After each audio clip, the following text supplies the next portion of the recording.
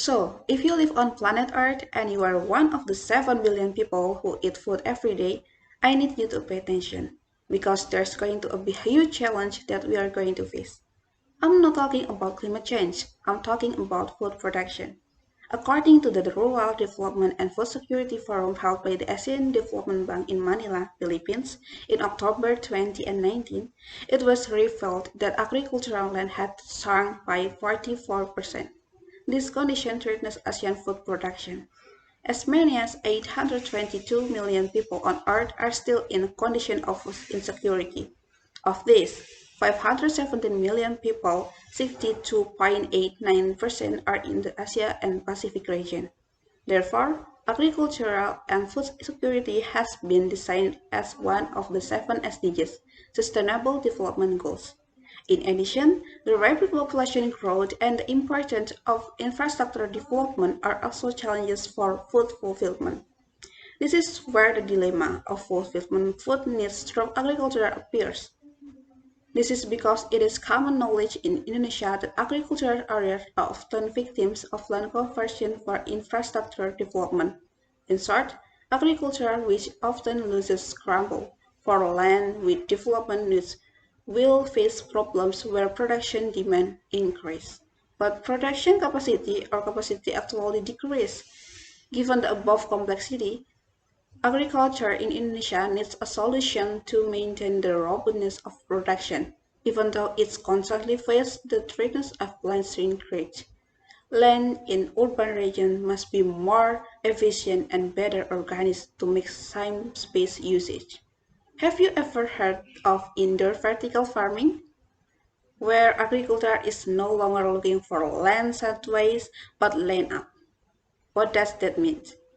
Vertical farming is one form of agricultural technology that aims to grow plants in a controlled, cold space environment.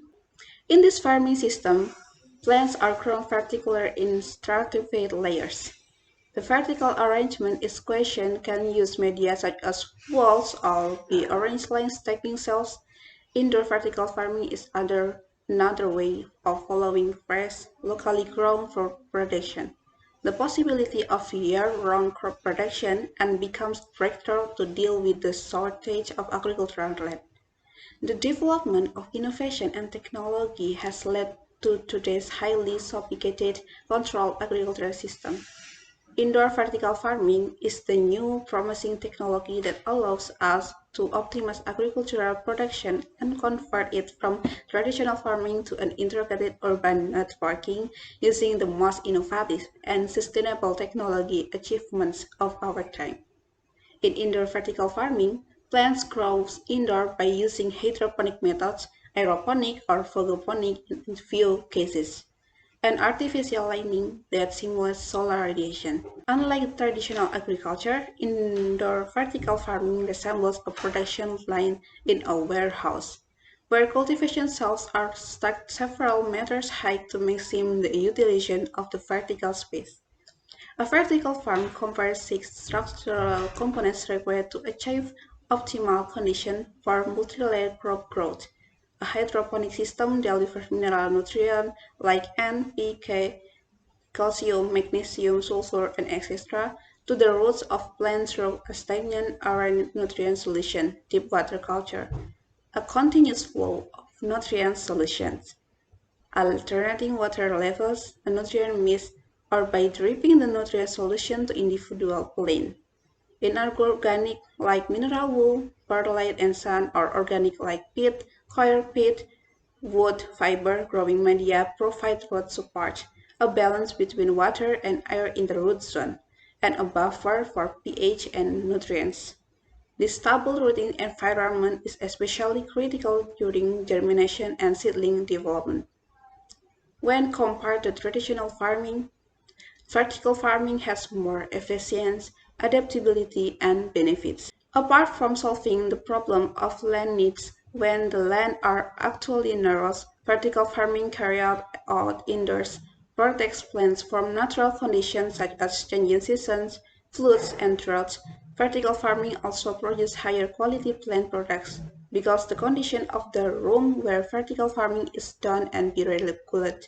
be it in temperature, lighting, humidity, and so on.